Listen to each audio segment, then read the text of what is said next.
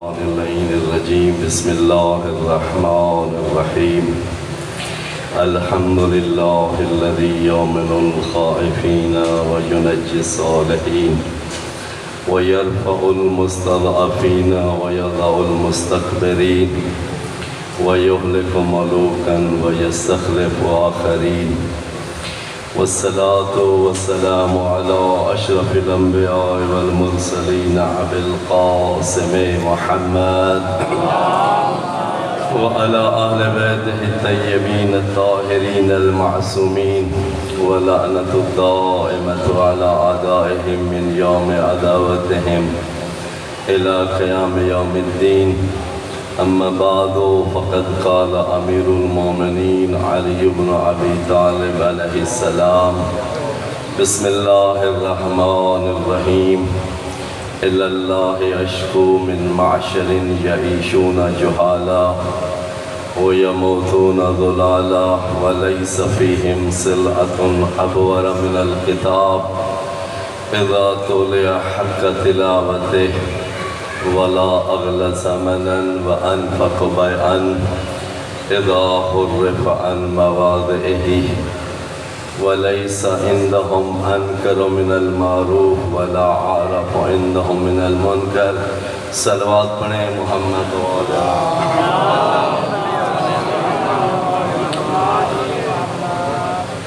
آپ کے سامنے نہج البلاغہ میں سے امیر المومنین کا وہ دکھ اور درد جو علی کو پوری زندگی تڑپاتا رہا اور علی کے وہ دکھ درد جو عمومی طور پہ آج بھی ہم ان دردوں سے بے درد ہیں اور ان دردوں تک چاہے ان کے عزادار ہونے کے باوجود اس مقام تک نہیں پہنچ سکے کہ جن دردوں کو آل محمد روتے رہے ہیں ہم بھی رو سکیں.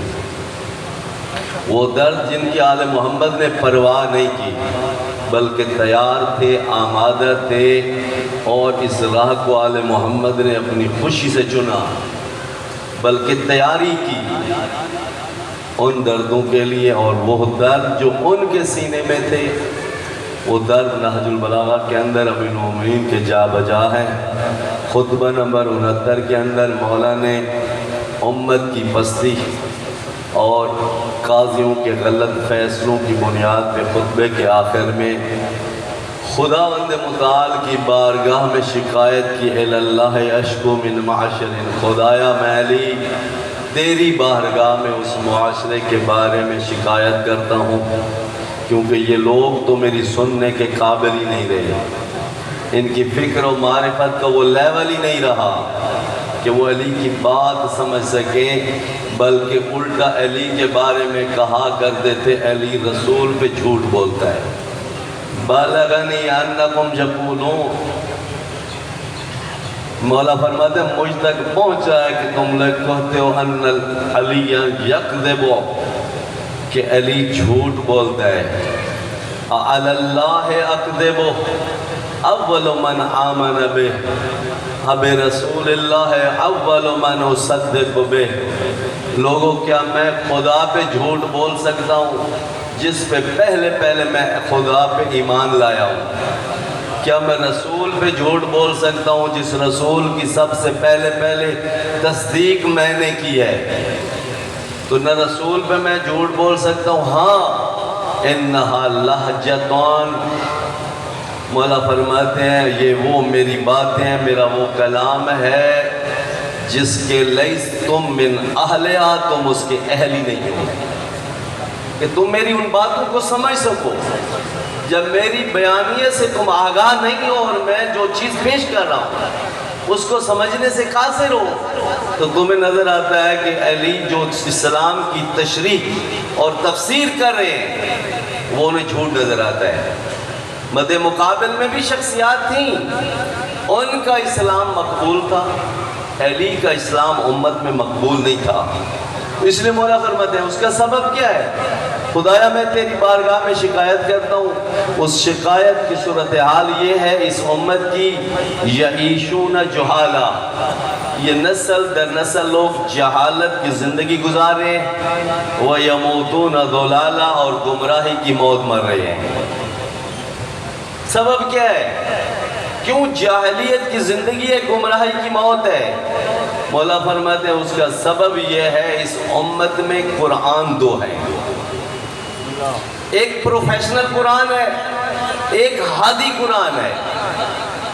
جب ہادی قرآن ان کے سامنے پڑھنے والے پڑھتے ہیں لَيْسَ فِيهِمْ صِلْعَةٌ أَبْوَرَ مِنَ الْكِتَابِ، مولا فرماتے ہیں پھر یہ وہ کتاب جب ہدایت کے لیے پڑھی جاتی ہے تو پھر اس کی وہ مارکیٹ ہے جو بیٹھ گئی ہے۔ ابور من الکتاب، ایسی چیز جس کی مارکیٹ ختم ہو گئی ہو، مارکیٹ میں اس کا کوئی خریدار نہیں ہو۔ کب؟ اذا طلع حق تلاوت، جب اس کتاب خدا کو حق ادا کر کے ہدایت کے لیے پڑھا جائے کہ لیس فیہم صلہ، صلہ کہتے ہیں جس چیز کو منڈی میں پیش کیا جائے اور منڈی کے اندر اس کی اب کوئی قیمت ہی نہیں ہے اور نہ کوئی خریدار ہے۔ پھر مولا فرماتے ہیں اغلی ثمنا وانفق بیعا، یہی کتاب خدا اسی معاشرے کے اندر مہنگی بھی ہے، خرید و فروخت کے اعتبار سے بڑی منافع بخش بھی ہے۔ کب؟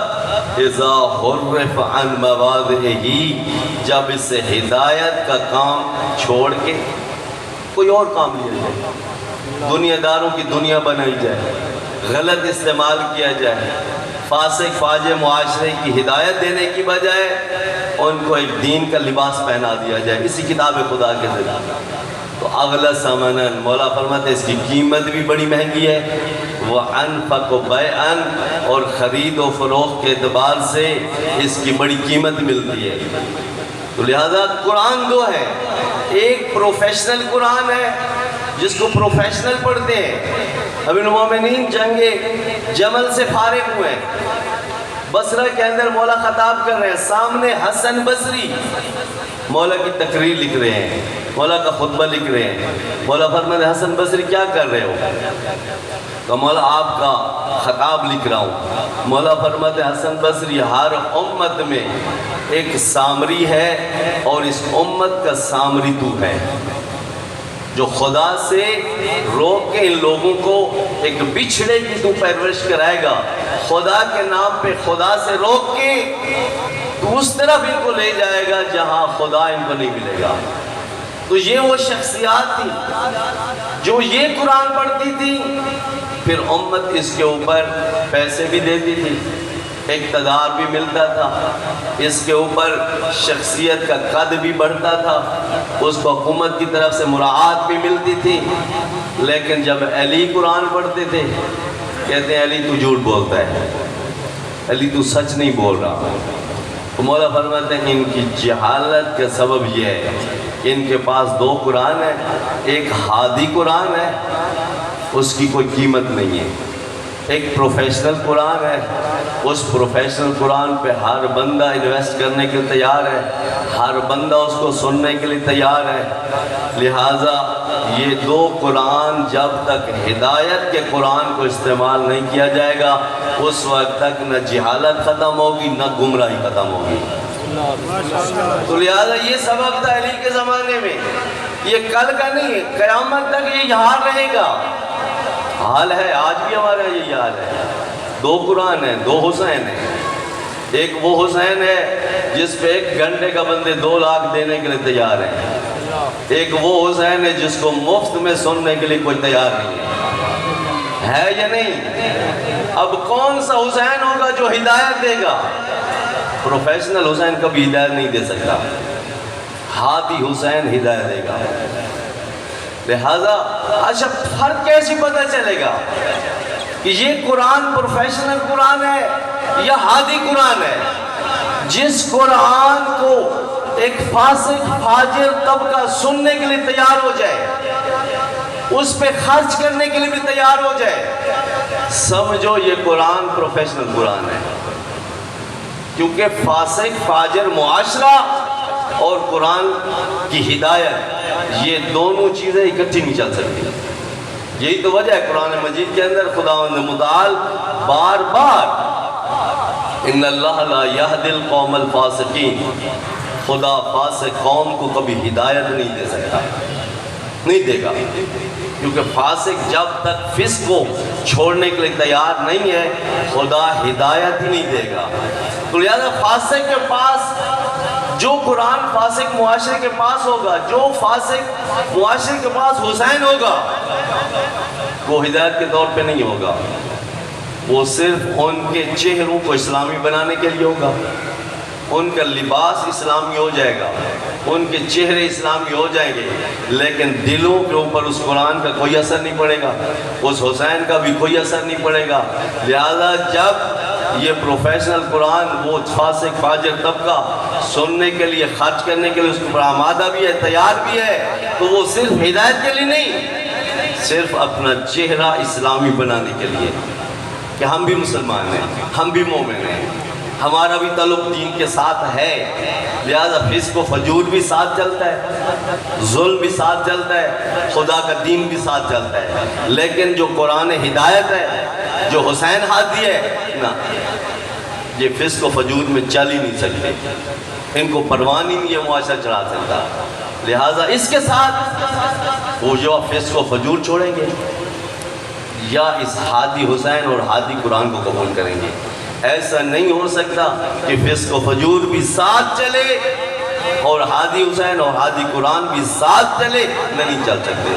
لہذا مولا فرماتے ہیں اس امت کی جہالت کا سبب یہی ہے کہ دو قرآن ہیں، ایک قرآن ہادی ہے، ایک قرآن پروفیشنل ہے۔ پروفیشنل قرآن امت اس کے اوپر چل رہی ہے، اس کو لے کے چل رہے ہیں، وہ سنتے بھی ہیں، اس کے اوپر خرچ بھی کرتے ہیں، لیکن ہادی حسین کو کچھ سننے کے لیے تیار نہیں ہے، ہادی قرآن کو کچھ سننے کے لیے تیار نہیں۔ صلوات پڑھیں محمد محمد،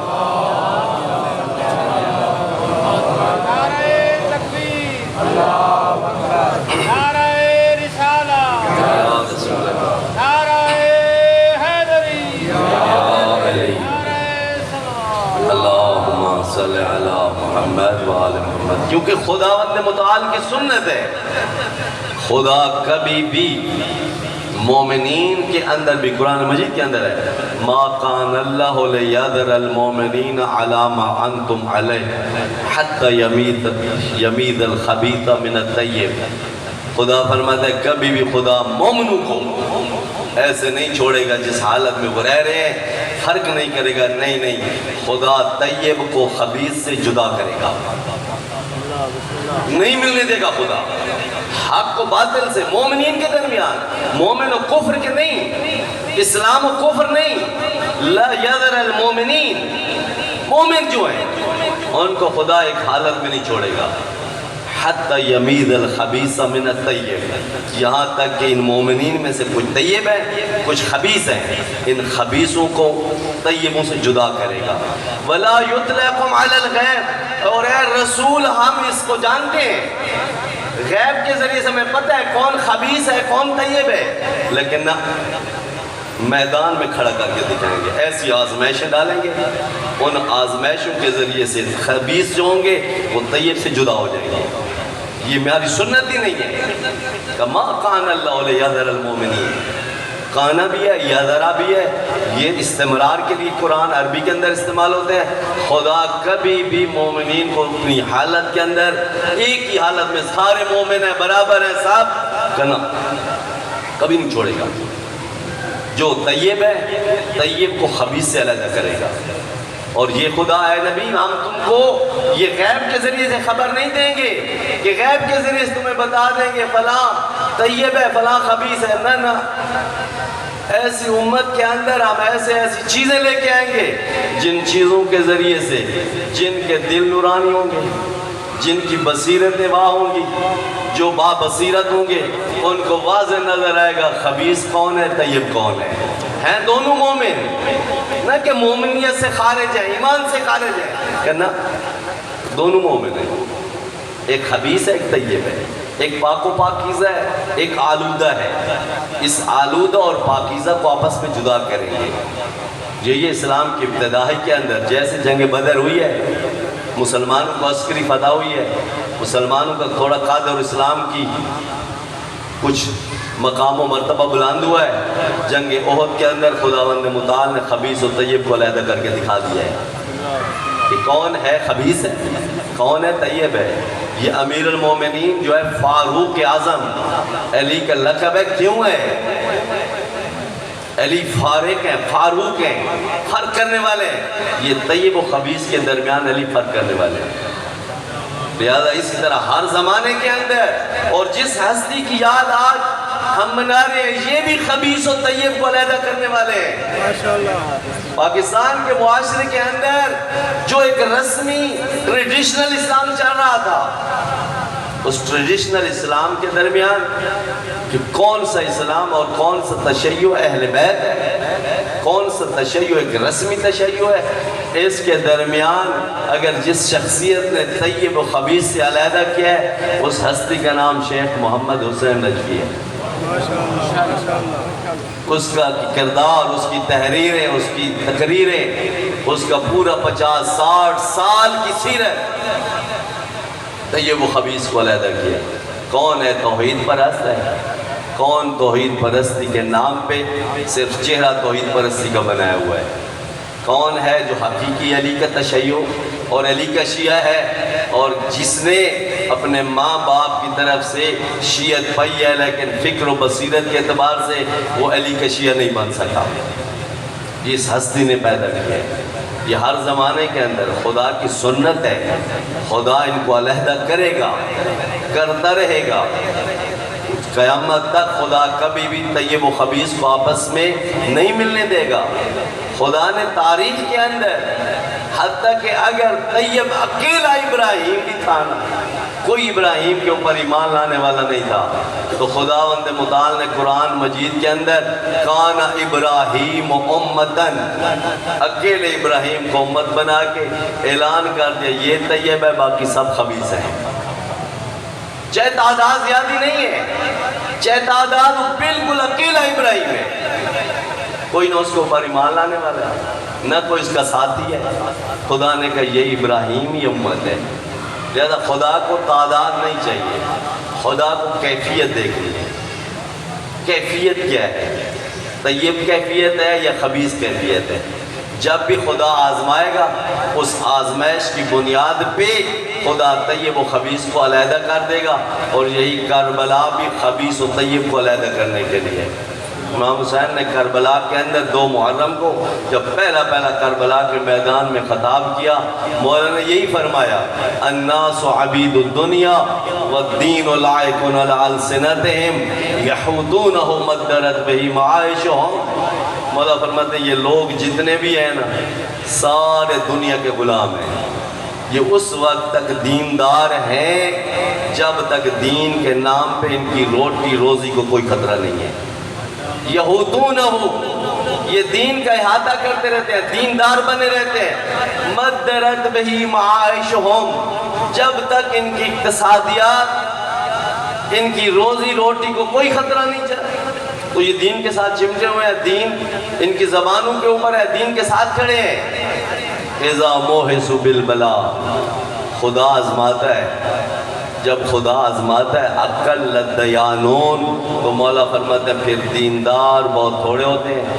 جنہوں نے اپنی دنیا چھوڑ کے دین کو تھامنا ہوتا ہے وہ علیحدہ ہو جاتے ہیں۔ جنہوں نے دنیا کی اپنی حفاظت کے لیے دین کو بھی ساتھ چلا کے کھڑے تھے، دنیا نہیں چھوڑ سکتے، وہ اپنے دین کو چھوڑ کے دنیا بچا لیتے ہیں۔ کہ دیندار وہی ہوں گے جو اپنی دنیا قربان کر سکتے ہیں، کیونکہ شروع ہی سے خداوند متعال قرآن مجید کے اندر فرماتا ہے من الناس من یعبد اللہ علی حرف حتی، لوگوں میں سے کچھ لوگ ہیں جو خدا کی بندگی کرتے ہیں، یعبد اللہ، مومن بھی ہیں، مسلمان بھی ہیں، اللہ کی عبادت بھی کرتے ہیں، لیکن علی حرف، ایک سائڈ پہ کھڑے ہو کے، اور اس وقت تک اللہ کی عبادت کرتے رہتے ہیں، اللہ کی بندگی کرتے رہتے ہیں۔ اذا اصابہ خیر اطمئن بہ، جب تک ان کو اللہ اور اللہ کے دین کے اعتبار سے بھلائیاں، نعمتیں، خوشیاں، ساری چیزیں ملتی رہتی ہیں، یہ اپنے دین پہ بھی، آخرت پہ بھی، اللہ پہ بھی، سب پہ مطمئن رہتے ہیں۔ اذا اصابتہ فتنۃ، لیکن جب خدا کی آزمائش آ جائے، دنیا چھوڑ سکتے ہو نہیں چھوڑ سکتے ہو، انقلب الی وجہ، خدا فرماتا ہے یہ سائیڈ پہ کھڑا اس لیے تھا، اسی الٹے پاؤں دین کے دائرے سے خارج ہو جاتا ہے اور دین کو چھوڑ دیتا ہے، کیونکہ اب اپنی دنیا نہیں چھوڑ سکتا۔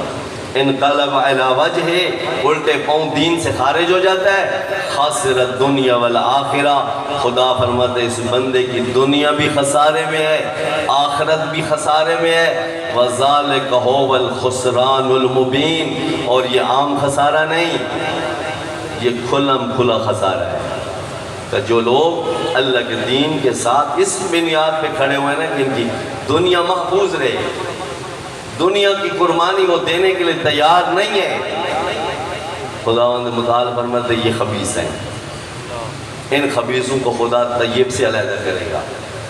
یہ کربلا کا تذکرہ کسی چیز کے لیے ہے، کون طیب ہے، کون خبیث ہے، کون ہے جو اپنی اس زندگی میں خدا کو مقصد بنا سکے یا نہ، یہ دنیا کو اپنا مقصد بنا کے دنیا برائے دنیا کے لیے جی رہا ہے، یہ اگر اللہ کی بندگی کرتا بھی ہے نا تو خدا فرماتا ہے یہ بندہ سائیڈ پہ کھڑے ہو کے بندگی کر رہا ہے، اور سائیڈ پہ کھڑے ہو کے بندگی کرنے والوں کی بندگی کو خدا قبول کرنے کے لیے تیار نہیں ہے، خدا ان کو حقیقی مومن ماننے کے لیے قرآن میں تیار نہیں ہے۔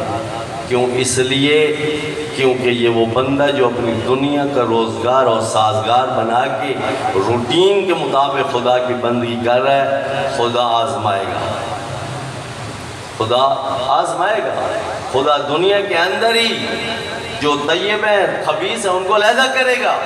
لہذا احسب الناس ان یترکوا ان یقولوا آمنا وہم لا یفتنون، تو یہ لوگ سمجھ بیٹھے ہیں کہ ہم ایمان کا دعویٰ کریں گے اور ایمان کے دعوے کے ساتھ خدا ہمیں چھوڑ دے گا اور نہیں آزمائے گا، ہے نا؟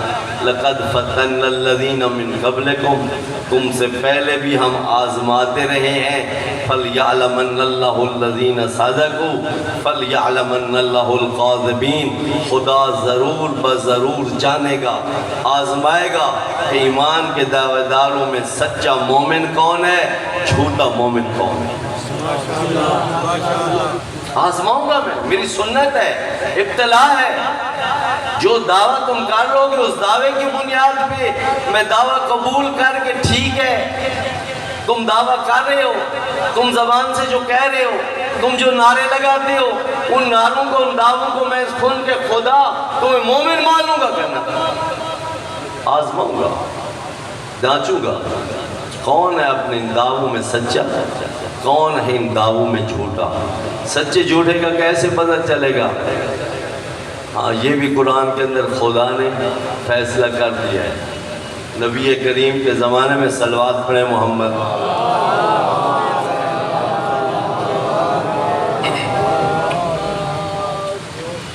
تین گروہ تھے، تین، عیسائی تھے، یہودی تھے، مسلمان تھے، تینوں گروہ اپنے دین کی صداقت کے لیے جو دلیل دیتے تھے نا، تینوں گروہ کہتے تھے ہم دین ابراہیمی پہ ہیں، یہودی بھی کہتے تھے ہم دین ابراہیمی پہ ہیں، نصرانی بھی کہتے تھے ہم دین ابراہیمی پہ ہیں، نبی کریم بھی اور مسلمان بھی کہتے تھے ہم دین ابراہیمی پہ ہیں۔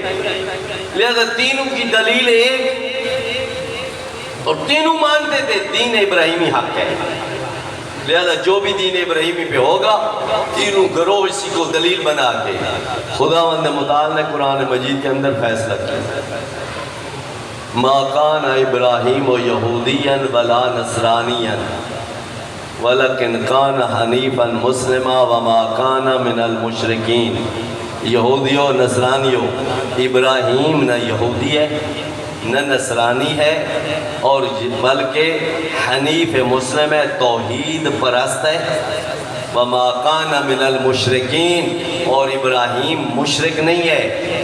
ان اول الناس بابراہیم للذین اتبعوہ، اگر ابراہیم کی صداقت اور اپنی حقانیت کی ابراہیم کو دلیل بنانا چاہتے ہو تو ابراہیم کے قریبی وہ لوگ ہیں جو ابراہیم کے پیروکار ہیں۔ ان اول الناس بابراہیم للذین اتبعوہ، جو ابراہیم کا پیروکار ہے وہ ابراہیم کے زیادہ قریب ہے۔ وَهَذَا النَّبِيُّ وَالَّذِينَ آمَنُوا، اور جو زیادہ قریب ہے وہ یہ نبی ہے اور اس کے پیروکار ہیں۔ یہودیو تم ابراہیم کے پیروکار نہیں ہو، نصرانیو تم ابراہیم کے پیروکار نہیں ہو۔ کیوں؟ اس لیے تم مشرک ہو، ابراہیم توحید پرست ہے، تمہارا ابراہیم کے ساتھ جوڑ ہی نہیں بنتا، تمہارا میچ ہی نہیں بنتا۔ لہٰذا اگر تم ابراہیم کے پیروکار بنو گے تب تمہارا یہ دعویٰ سچا ہوگا۔ تم اگر دعویٰ کرتے ہو اور وہ دعویٰ اس وقت نہیں، آج بھی یہودی اپنی حقانیت کی دلیل دین ابراہیمی دیتے ہیں، ہم دین ابراہیمی پہ ہیں۔ ان کا دعویٰ ہمارے دعووں سے سفر کے اعتبار سے، مدت کے اعتبار سے بڑا طویل ہے، لیکن آج تک نہ قرآن ان کو دین ابراہیمی پہ ماننے کے لیے تیار ہے، نہ رسول ماننے کے لیے تیار تھا، نہ ہم مسلمان ماننے کے لیے تیار ہیں۔ کیوں؟ حقانیت کی دلیل دین ابراہیمی میں ابراہیم کی پیروی اور اتباع ہے۔ اور آج ہم بھی اگر اپنی حقانیت کی دلیل امیر المومنین کا شیعہ ہونے کے اعتبار سے دنیا کے سامنے اگر کہہ رہے ہیں کہ ہم علی کے شیعہ اور علی حق ہے، تو کیا ہم علی کی پیروی دنیا کو دکھا سکیں؟ علی کی سیاست، علی کی معاشرت، علی کی اقتصادیات، علی کا مثلاً قرآن نہج البلاغہ کے اندر جو علی کے نگاہ میں خدا کا تصور ہے، کتنے مومن ہیں جو آج اپنے دین کے ایمان میں خدا کو وہی مانتے ہیں جو علی مانتا تھا۔ ہمارا ممبر آج آپ کو علی کی نگاہ سے خدا کا تعارف کرا سکا نہیں کرا سکا؟ شیعہ تو ہیں نا سارے حسین کا ماتم بھی کرتے ہیں، سارے حسین کے مومن بھی ہیں، عزادار بھی ہیں، تو پھر دین علی کا ہے تو دین علی کی پیروی کی بنیاد پہ ہوگا نا۔ وہ شیعہ ایک معاشرہ ٹوٹلی ٹھیک ہے، انفرادی طور پہ کچھ لوگ ہوں گے اور ہیں الحمدللہ، نہ ایک شیعہ پورا مکمل معاشرہ، شیعہ ایک پوری معاشرت کے اعتبار سے جو علی نے معاشرت کے قانون، سوشل سائنسز نہج البلاغہ کے اندر بیان کیے ہیں، وہ شیعہ معاشرے کے اندر عمل تو دور کی بجائے اس کا تصور ہمارے اذہان کے اندر ہے، صرف تصور ہو، جانتے ہو، عمل تو دور کی بات ہے۔ دنیا کو جس نگاہ سے علی نے دیکھا ہے، میں علی کی نگاہ سے دنیا کو دیکھ سکا ہوں یا نہیں دیکھ سکا؟ آخرت کو جس نگاہ سے علی دیکھتے ہیں اس نگاہ سے میں آخرت کو دیکھ سکا ہوں یا نہیں دیکھ سکا؟ نہ خدا دیکھ سکا، نہ دنیا دیکھ سکا، نہ آخرت دیکھ سکا، نہ سوشل سائنسز دیکھ سکا۔ آج تک 60-70 سال میں نے علی کے نام پہ کیا ہے؟ کیا کیا؟ میں اپنے آپ سے سوال کروں نا، پہلے میں اپنے آپ سے سوال کروں۔ علی کے دین کے ترجمان بن کے آج میں تمہارے سامنے باتیں کر رہا ہوں۔ میں اگر آپ کو علی کے نام پہ علی کا بتایا ہوا خدا نہیں بتا سکتا، علی کی بتائی ہوئی دنیا کا تصور تمہارے سامنے وہ دنیا نہیں دکھا سکتا، تو میں آپ کے سامنے پروفیشنل علی پیش کرتا رہا ہوں، ہادی علی میں نے نہیں پیش کیا۔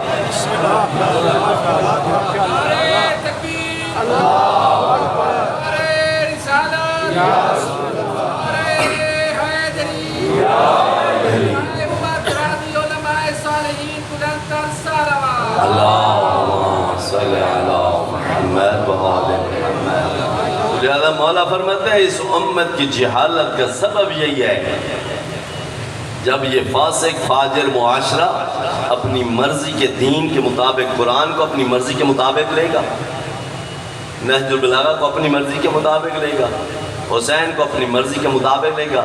یہ ممبر حسین ممبر رسول ہے، یہ اس کا مالک کون ہے؟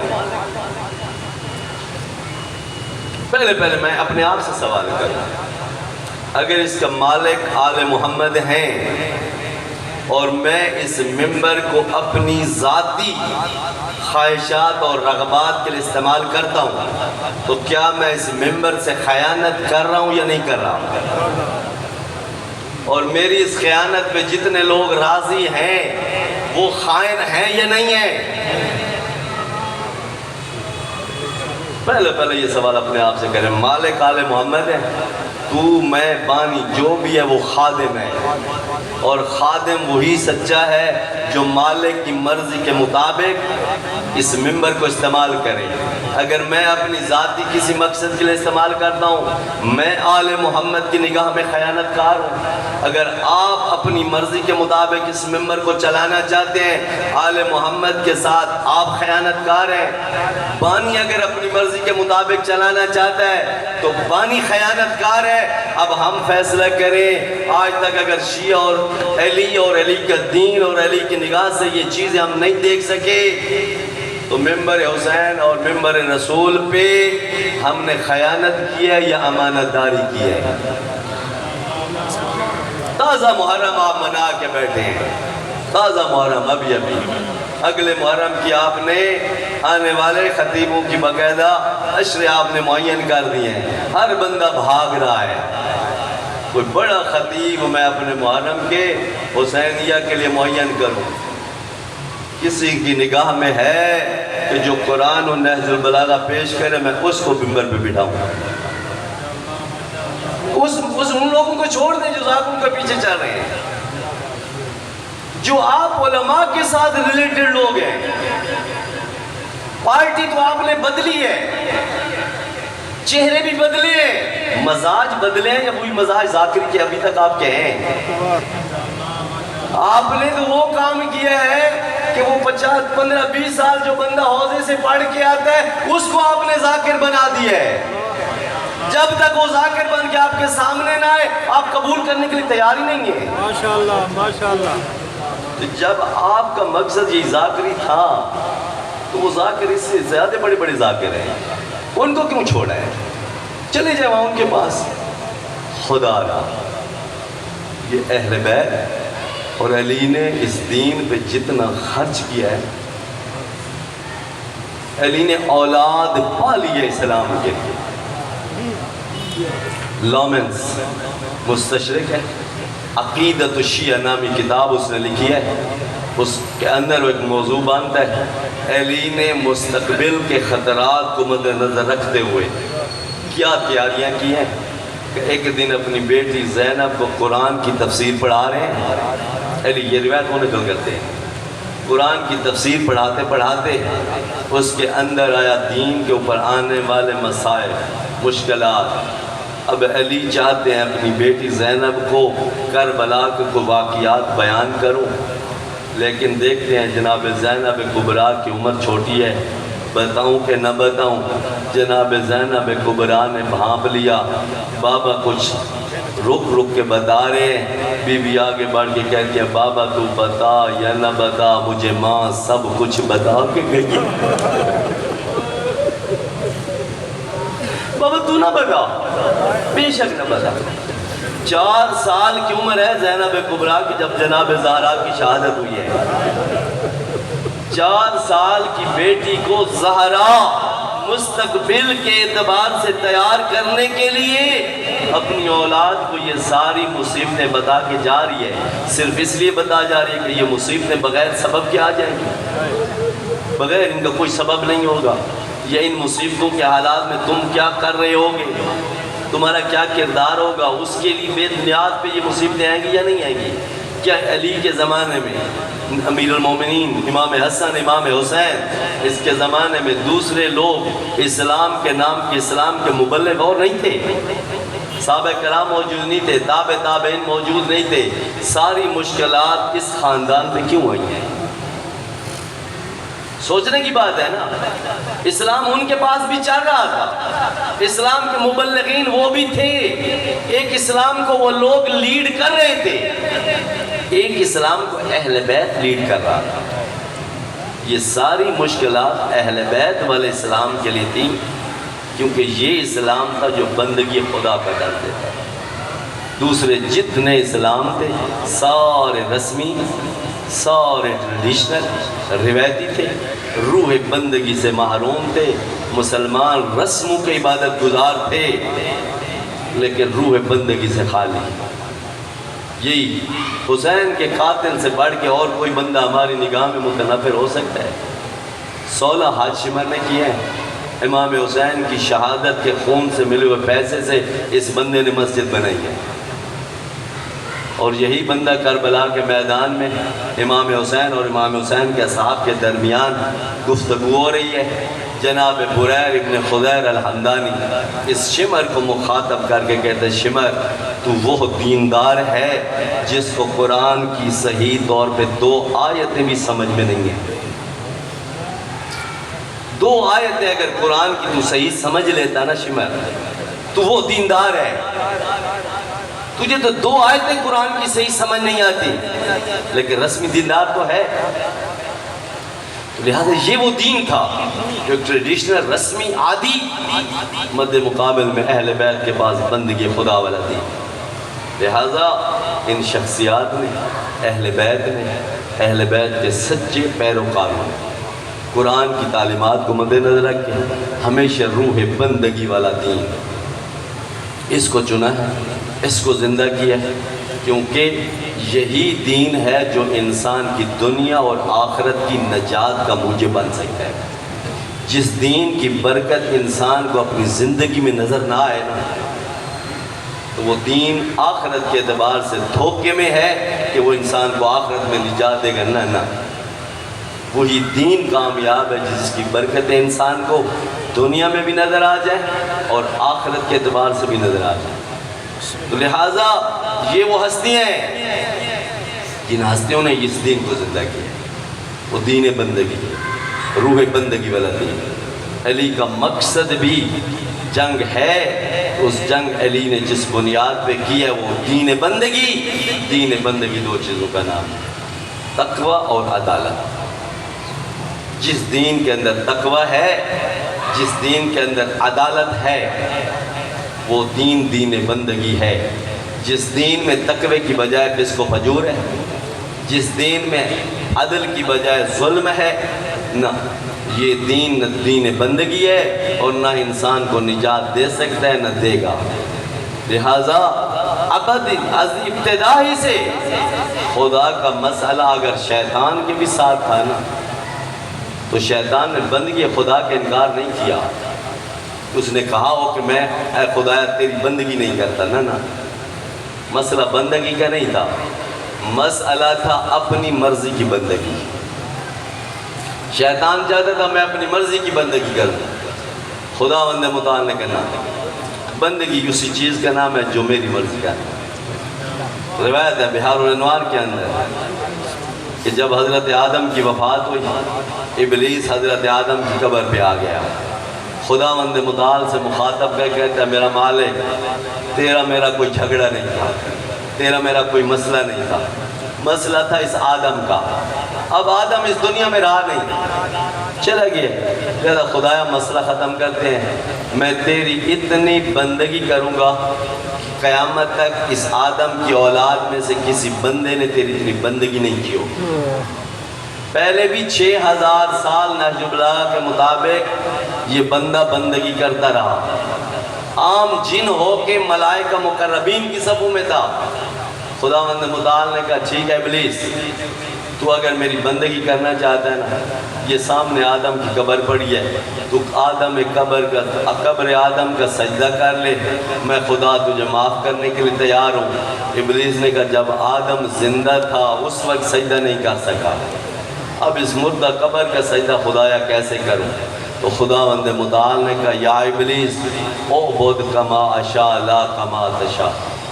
ابلیس اگر بندگی کرنی ہے نا تو میری مرضی کے مطابق کر, اپنی مرضی کے مطابق بندگی نہ کر، لہذا بندگی خدا کی مرضی کا نام ہے، یہ عزاداری بھی بندگی خدا ہے، اس بندگی کو خدا کی مرضی اور اہل بیت کی مرضی کے مطابق کر۔ خدا کس بات پہ راضی ہوگا؟ کیونکہ آپ یہاں آئے بیٹھے ہیں تو نہ بانی کے لیے آئے بیٹھے ہیں، نہ میرے لیے آئے بیٹھے ہیں، حسین کے لیے آئے بیٹھے ہیں، لہذا حسین کو راضی کریں۔ حسین کس بات پہ راضی ہوتا ہے؟ حسین کو کس بات پہ راضی کر سکیں گے؟ لہذا مرضی جب حسین کی ہوگی تو پھر اس عزاداری کے اندر بھی حسین کی رضا کے آثار ہوں گے۔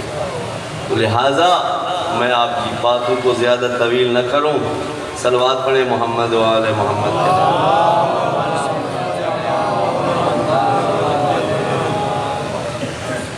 تو اصل مسئلہ بندگی خدا، بندگی خدا والا دین، دین تقوی اور دین عدالت، اسی کے لیے علی لڑا، اسی کے لیے اولاد علی لڑتے رہے، اور اسی کے لیے آخر میں ایک کربلا آل محمد نے لڑی ہے، ایک کربلا آل محمد نے لڑنی ہے امام زمانہ کے ساتھ۔ امام زمانہ یہ درمیانی جو دور ہے، یہ تیاری کا دور ہے، یہ مدرسہ اہل بیت نے جو عزاداری کا کھولا ہے، یہ اسی جنگ کربلا کے لیے نسلوں کو تیار کر رہا ہے۔ لیکن جتنی کربلا ہم سن چکے ہیں نا، وہ ساری کربلا میں آج تک وہ کربلا جو آل محمد امام پاک کے امام صادق نے تعلیم دی ہے نا، اس کے مقام تک نہ ہماری معرفت پہنچی ہے، نہ ہماری طلب پہنچی ہے، نہ ہمارا لیول ہے۔ وہ کربلا آج بھی جاری ہے، وہ کربلا قیامت تک امام کے ظہور تک جاری رہے۔ یہ جو آپ زیارت عاشورہ میں یہ پڑھتے ہیں، انی سلم لمن سالم قوم وحرم لمن حاربکم الی یوم القیامہ، کبھی غور کیا ہے؟ غور کیا ہے حسین کو آپ کیا کہہ رہے ہیں؟ اے مولا میری ہر اس بندے سے سلو ہے جس سے تیری سلو ہے، اور ہر اس بندے سے مولا میری جنگ ہے جس سے تیری جنگ ہے، اور آج نہیں قیامت تک جو بندہ بھی تیرے ساتھ لڑے گا۔ اب کون بندہ ہے جو حسین کے ساتھ لڑ رہا ہے؟ یزید لڑا ہے۔ یزید اور حسین کی آپس میں لڑائی کس بات پہ ہے؟ کیونکہ ہم تو یزید کو برا بھلا حسین کی شہادت کے بعد حسین کا قاتل ہونے کی حیثیت سے کرتے ہیں، لیکن حسین اپنی شہادت سے پہلے یزید کا مخالف ہے۔ حسین کس بات میں مخالفت کرتا ہے؟ آیا اس لیے کرتا ہے کہ تو مجھے قتل کروائے گا، مجھے مروائے گا؟ اس لیے نہ۔ حسین نے مدینہ کے اندر جو یزید کا تعارف کرایا ہے نا، اس تعارف کی بنیاد پہ حسین کی جنگ ہے۔ یزید راجل فاسق شارب الخمر مولن بالفسق قاتل النفس المحترمہ مثلی لا یباع مثلا۔ یزید ایک فاسق فاجر انسان ہے، خدا کا نافرمان ہے، شرابی ہے، علل اعلان خدا کی نافرمانی کرتا ہے، اسے کوئی شرم و حیا اور خدا سا خوف نہیں ہے۔ مولن بالفسق، علل اعلان خدا کی نافرمانی کرتا ہے۔ قاتل النفس المحترمہ، یہ مومنین کا قاتل ہے۔ یہ جنگ ہے میری حسین اس وجہ سے۔ اب آپ غور کریں، اس جنگ میں ہم حسین کے ساتھ یزید کے خلاف لڑنے کے اہل ہیں یا نہیں ہیں؟ لڑنے تو دور کی بات ہے نا، پہلے ہے اہلیت۔ ایک بندہ خود فاسق فاجر ہے، جب خود فاسق فاجر ہے تو وہ بندہ پارٹی یزید کا ہے، حسین کی پارٹی کا نہیں ہے۔ وہ کیسے حسین کے ساتھ کھڑا ہوگا اور کہے گا کہ یزید میں تیرے اور یزیدیت کے خلاف اس لیے لڑ رہا ہوں کہ تم فاسق فاجر ہو؟ جب ایک حوض کے اندر سارے بندے ننگے ہوں تو کوئی ننگا دوسرے بندے کو ننگا کہہ سکتا ہے کہ تو کپڑے پہن؟ فطرتاً اخلاقاً بندہ نہیں کہہ سکتا۔ وہی بندہ کہہ سکتا ہے جس کے بدن پہ خود لباس ہو، وہ اب کہہ سکتا ہے اخلاقاً بھی، اور اخلاقی جرت بھی رکھ سکتا ہے۔ تو لہذا اگر حسین کی جنگ میں حسین کا ناصر و مددگار بننا ہے نا، تو حسین کی جنگ یزید کے ساتھ فسق و فجور کی وجہ سے، ہم نے یزید کے خلاف، فسق و فجور کے خلاف جنگ کرنے کی بجائے انتہائی افسوس اور درد کا مقام یہ ہے منبر حسین پہ فاسق فاجر بٹھائے، اور جگہ پہ نہیں۔ اگر اپنی نجی زندگی کے اندر، اپنے نجی معاملات کے اندر، اپنے نجی محفلوں کے اندر اگر یہ فاسق فاجر اور فاسق فاجروں کے ساتھ ہمارے معاملات ہوتے تو یہ اتنی بری چیز نہیں تھی۔ ہم نے انہی فاسقوں کو منبر رسول میں بٹھا دیا ہے اور اس سے حسین کا غم سن رہے ہیں۔ اچھا دین حسین کو چھوڑیں، منبر رسول کو چھوڑیں، آپ کے سیاسی جلسے ہوتے ہیں، دو پارٹی، ایک ڈھانڈا پارٹی ایک نیوانی پارٹی ہے۔ اگر نیوانی پارٹی کا سیاسی جلسہ ہو، آپ کسی ڈھانڈے بندے کی پارٹی کا خطیب بٹھا کے ڈھانڈنے کے لیے، ووٹ مانگنے کے لیے بٹھائیں گے کہ وہ بندہ ڈھانڈوں کے لیے ووٹ مانگے؟ جلسہ کس کا ہے؟ نیوانی صاحب کا ہے۔ یہ ڈھانڈوں کا جلسہ ہو اور ووٹ مانگنے کے لیے بندہ نیوانیوں کا آ جائے، کیوں؟ کیونکہ ہر سیاسی کو پڑھنا ہے یہاں وہ بندہ ہے جو ہمارے سیاسی مفادات کے لیے کام کرے۔ یہ منبر رسول اتنا مظلوم ہے کہ یہاں آپ اپنی مرضی کا بندہ بٹھائیں حسین کے نام پہ، اور وہ فسق و فجور کو عام کرے، فسق و فجور کی اور شہوانی اور فسق و فجور کی ساری تہذیب وہ لے کے کھڑا ہو۔ کیوں اتنا کمزور ہوئے منبر حسین؟ اس لیے ہوا ہے کیونکہ پورا معاشرہ فاسق فاجر ہے، آنے والا بھی فاسق فاجر ہے، لہذا اندھوں میں کانا سردار۔ کسی بندے کے پاس اخلاقی جرت ہی نہیں ہے، نہ وہ ذہنی طور پہ اس چیز کو برا سمجھتا ہے، نہ اس کا اخلاقی طور پہ اس کو برا سمجھتا ہے۔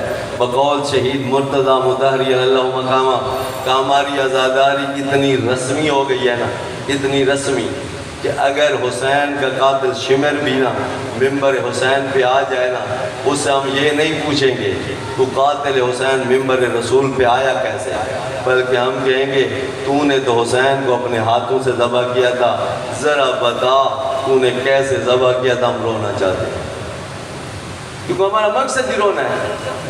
تو نے تو اپنے ہاتھوں سے ذبح کیا تھا، تمہیں تو بالکل ٹھیک ٹھاک پتہ ہوگا، لہذا تو بتا، ہم رونا چاہتے ہیں، ہم روئیں گے۔ چاہے قاتل حسین بھی ممبر پہ آ جائے، اور وہ شہید آگے لکھتے ہیں 20ویں صدی کی اسلامی تحریکیں کتاب اٹھا کے دیکھ لیں کہ اگر اس زمانے کے اندر یزید حسین کا مقابلہ کرنے کے لیے دوبارہ اٹھ کے آ جائے نا، کہ لشکر نہیں جمع کرے گا، وہ ایک ماتمی دستہ تشکیل دے گا، اپنے چند خطیب اکٹھے کرے گا، کیونکہ اس کو پتہ ہے کہ اب حسین کو شکست دینے کے لیے جو بہترین میدان ہے وہ ممبر حسین ہے۔ اسی ممبر حسین پہ، کیونکہ کل جس طرح وہ امت کو محمد کے نام پہ دھوکہ دے کے پوری امت کو اپنے ساتھ کھڑا کر کے کھڑا تھا، آج بھی حسین کے نام پہ، حسین کی عزاداری کے نام پہ آج بھی وہ آپ کو اپنے ساتھ کھڑا کر سکتا ہے، اور انتہائی مظلومیت کا مقام ہے۔ میں آخری بات کروں، یہ ممبر حسین جو حسین کی حسینیت کے لیے تھا، افسوس علل افسوس جتنی اس دور میں یزید اور یزیدیت کی یہ خدمت کر رہا ہے نا، اور جتنا حسین کا نقصان کر رہا ہے نا، اس نے کسی اور سٹیج پہ حسین کا نقصان نہیں کیا۔ سب سے زیادہ حسین کا نقصان حسین کے نام پہ، حسین کی عزاداری کے نام پہ، اور حسین کے دین کا نقصان، حسین کے مقاصد کا نقصان۔ اور کون کروا رہا ہے؟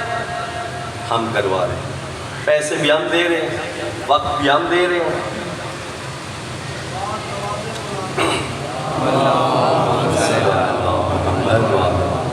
لہذا اگر آل محمد کے ہمدرد ہیں، آل محمد کے درد ہیں، تو ان دردوں کو رونے کی کوشش کرو جن دردوں کو آل محمد روتے ہیں۔ حسین کے سینے میں درد یزید کے زمانے میں، اس دین کا فسق و فجور میں مبتلا ہو جانا ہے کہ اب تقوی کی آواز خاموش ہو جا رہی ہے، بندگی خدا والا دین اس کے آثار مٹتے جا رہے ہیں۔ یہ درد ہے حسین کے سینے میں، جو حسین کربلا میں اکیلا بھی حسین کو آنا پڑا نا، اپنی بہن زینب کو بھی ساتھ کھڑا کرنا پڑا نا، کیونکہ آل محمد نے یہ جنگ دین کے دفاع کی لڑی ہے، آخری حد تک جا کے لڑی ہے۔ کوئی فوج میسر نہیں ہے، کوئی مددگار نہیں ہے۔ علی کے ساتھ زہرا کھڑی ہوئی ہے، حسین کے ساتھ زینب کھڑی ہے۔ کوئی امت میں لوگ نہیں ہیں۔ اس مقام پہ بھی اگر علی نے اللہ کے دین کی جنگ لڑی ہے، شیعہ میں تم سے سوال کرتا ہوں، تو علی کا ہمدرد ہے، علی کا شیعہ ہے، علی کا پیروکار ہے، علی کا محب ہے، علی کا موالی ہے، تو اور میں اس دین کو فسق و فجور میں مبتلا دیکھ کے تو اور میں کہاں کھڑے ہیں؟ علی تو تیاریاں کر رہے ہیں۔ لیالی علی شاہ ائمہ کی کتاب کی روایت ہے، جب امیر المومنین جناب زینب کبریٰ کا عبداللہ ابن جعفر سے نکاح کر رہے تھے، اس وقت علی نے شرط رکھی تھی، عبداللہ اگر عراق کی طرف حسین سفر کرے گا زینب ساتھ جائے گی۔ تیاری کر رہے ہیں علی، زینب ساتھ جائے گی، کیونکہ علی کو پتہ ہے اب امت خاموش ہے، امت ہمارا ساتھ دینے کے لیے تیار نہیں ہے، لہذا میں اپنی اولاد تیار کر رہا ہوں، یہ لڑیں گے رسول کے دین کے، آخری حد تک جائیں گے۔ اگر میدان کربلا کے اندر علی کے صرف بیٹے مارے جاتے ہیں، درد کی بات نہیں تھی، علی نے مارے تھے، لہذا ہم اسی بات پہ صبر کر رہے تھے، انہوں نے بھی علی کے مارے ہیں، لیکن علی کے بیٹے نہیں، علی کی بیٹیاں میدان میں کھڑی ہوئی ہے، بازار کوفہ ہے، ایک نابینا شخص اپنے ساتھ والے کا کندھا دبا کے کہتے ہیں عبد خدا بتا اس وقت کوفہ کے بازار میں علی کا کون سا بیٹا ہے؟ جو خطاب کر رہا ہے وہ ساتھ والا بندہ جواب دیتا ہے شکر کر خدا نے تجھے آنکھیں نہیں دی، علی کا بیٹا نہیں ہے، علی کی بیٹی ہے، جو اس وقت بازار کوفہ میں اپنے بھائی مروا کے اس وقت علی کے دین کا دفاع کر رہی ہے۔ علی کی وہ بیٹی جو مجبوری کے عالم میں اپنے پردے قربان کر کے پھر بھی اللہ کے دین کی باتیں کر رہی ہے۔ علامہ علی نکن اللہ تعالیٰ ان کے درجات بلند کرے کہ جب چاروں طرف سے خیام میں آگ لگی، زینب نے آ کے امام زین العابدین کو جگایا، کہا زینب، جناب زینب کبریٰ مسئلہ جانتی تھی، مسئلے کا جاننے کا مسئلہ نہیں تھا۔ علامہ فرماتے ہیں بی بی اصل پوچھنا چاہ رہی تھی تو بانی شریعت ہے، اگر اجازت دے دے تو زینب جلنے کے لیے تیار ہے۔ خیمے سے زینب باہر جاننے کے لیے تیار ہے، اصل زینب اجازت جلنے کی مانگ رہی کا مسئلہ زینب جانتی تھی، زینب کو مسئلے کا پتہ تھا، صرف جلنے کی اجازت مانگنا چاہتی تھی۔ اس عالم میں بھی زینب نے کربلا میں حسین کے دین کا دفاع کی۔ یہ وہ ہستیاں ہیں جن کو کربلا کھا گئی ہے، جنہوں نے کربلا کو اس طرح منایا ہے، اس طرح حسین کو رویا ہے۔ ٹھیک ہے یہ کربلا شام کے زندانوں تک زینب کو کسی نے رونے نہیں دیا، زینب دل بھر کے نہیں رو سکی، لیکن آج کربلا کے قریب چہلم کے ایام ہے، روایت کے اندر ہے زین العابدین امام سے جب یہ قافلہ کربلا کے قریب پہنچا، زینب کبریٰ نے سوال کیا بیٹا کیا کربلا آ گئی ہے؟ پھوپھی اماں ہاں کربلا آ گئی ہے، لیکن تمہیں کیسے پتہ چلا؟ کہ بیٹا میرے جگر کا بوجھ بتا رہا ہے کربلا آ گئی۔ جیسے جیسے کربلا قریب ہوتی جا رہی ہے میرا دل بیٹھتا جا رہا ہے۔ آج کی اس سفر کو جب زینب کربلا میں آئی ہے، نہ کوئی شمر ہے نہ کوئی خولی ہے۔ کل جب زینب کربلا میں تھی، آخری جب 11 محرم کو یہ قافلہ جا رہا تھا، شمر نے مشورہ دیا ان سادات کو آخری دکھ پہنچایا جائے، لہٰذا یہ جتنی بھی سواری ہیں ان کو مقتل سے گزارا جائے۔ تاکہ یہ آخری وقت اپنے ان شہداء کو دیکھ کے ان کے دلوں کو درد اور ٹھیس پہنچے۔ جیسے یہ قافلہ مقتل کے اندر پہنچا، عباس کا گھوڑے سے اترنا آسان تھا، زینب کا اترنا بڑا مشکل تھا۔ زینب اتری ہے تو اونٹ کے بے پناہ کوہان سے عبرت کی انگلی منہ میں ڈال کے حسین کی لاش پہ آئی کھڑی ہے، انت آخر حسین، اے میرا بھائی حسین، ذرا بتا تو حسین ہے؟ ابھی جو چند لمحے میں نے جس حسین کو بھیجا تھا وہ تو اس حالت میں نہیں تھا، 9 حصوں میں تقسیم حسین۔ اس عالم میں بھی زینب کو پھر بھی شمر نے نہیں بیٹھنے دیا، تازیہ نے مارے۔ آخری وقت زینب نے سوال کر لیا، شمر تم نے اپنے سارے لاشیں دفن کر دیے، ہمیں بھی تھوڑی سی مہلت دے دو، ہم بھی اپنے لاشوں کو دفن کر دیں۔ اتنا اس ملعون نے سنگ دل جواب دیا، بندے کا دل بھی نہیں کرتا پڑھنے کو۔ کہتے زینب مسلمانوں کو دفن کیا جاتا ہے، تیرا بھائی کوئی مسلمان خاموش ہو گئی۔ سواریاں سوار کرنے کا وقت آیا، شمر آگے بڑھا کہ میں ساداریوں کو سوار کروں۔ جرت علی کی وارث عباس بن کے زینب نے کہا شمر ایک سائیڈ پہ ہو جا، میں خود سوار کرواؤں گی۔ ہر بی بی کو زینب نے خود سوار کروایا۔ جب اپنی سواری کا وقت آیا، نظرت یمین و شمال، زینب نے ایک مرتبہ دائیں بھی دیکھا، ایک مرتبہ بائیں بھی دیکھا۔ اللہ صحت و سلامتی عطا کرے ملک العلماء کی، وہ فرماتے ہیں زینب کہاں تک دیکھتی رہے گی، وہ سوار کرنے والا عباس نہیں رہا، وہ سوار کرنے والا علی اکبر نہیں رہا، اب بھی تو نے اکیلے سوار ہونا۔ امام زین العابدین آگے بڑھے، آگے بڑھ کے اپنی پھوپھی اماں کو سوار کیا، نہیں رونے دیا، لیکن جیسے ہی چہلم کے ایام میں زینب کربلا میں پہنچی، دل بھر کے آج کربلا میں زینب رو رہی ہے، کوئی روکنے والا نہیں، کوئی ٹوکنے والا نہیں۔ جب حسین کو سارے درد سنا دیے، امام زین العابدین سے سوال کیا، بیٹا میرا بھائی عباس کہاں ہے؟ مجھے عباس کی قبر پہ لے چلو۔ پھوپھی اماں اس کو تو فرات کے کنارے دفن کیا تھا۔ امام زین العابدین اپنی پھوپھی اماں کو اماں جناب عباس کی قبر پہ لے کے آئے۔ زینب نے جیسے ہی جناب عباس کی قبر پہ پہلا یہی سوال کیا، میرا بیٹا میرے بھائی کی لاش تو بڑی اونچے قد والے تھے، لیکن قبر تو نے بڑی چھوٹی بنائی ہے، اس کا راز کیا ہے؟ کہا پھوپھی اماں جتنا مجھے عباس ملا تھا